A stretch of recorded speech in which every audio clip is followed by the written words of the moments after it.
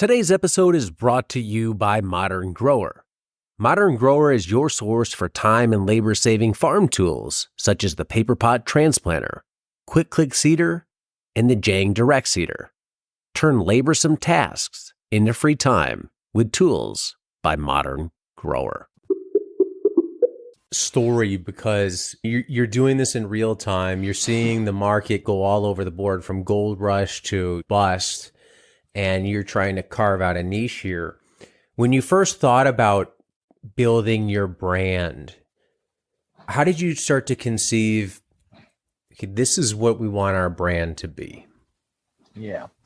I think the first thing is just trying to make it authentic. I think one of the things I do that might seem silly is consume our products almost constantly.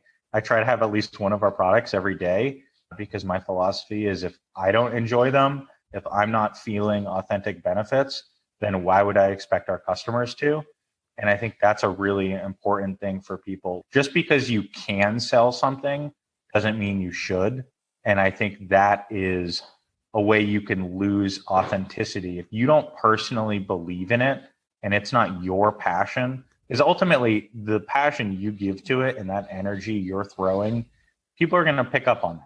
And if you're posting on your Instagram constantly, okay, we're out in the field, we're spreading out beneficial insects for our plants, we're pruning, here's a fun new product we spent all week working on, people will pick up on that passion and say, oh my God, these guys really do care. They really are nerds when it comes to the CBD stuff.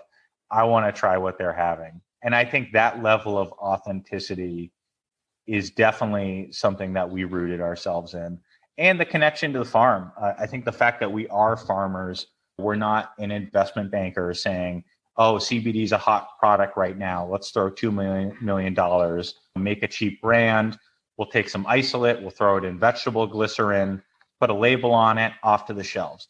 We are actually growing this stuff and seeing it to the point where literally the seeds are hand planted by us. So we have an emotional attachment to the plants, and then that carries over to the products. And I think that's something that makes our brand stand out. So you have this enthusiasm, and I can see it as you talk about it. When you think about creating your brand, what was your target market for this? Because CBD and 7-Eleven and gummy bears, and you see it at bougie, we'll have dispensaries out here that are like really like Louis Vuitton store, look that nice type dispensaries. And there's that whole spectrum in between. Your brand has to align to who you sell to and appeal to that audience, the visuals, the text, the fonts, all that. Who are you targeting when you went to sell this product?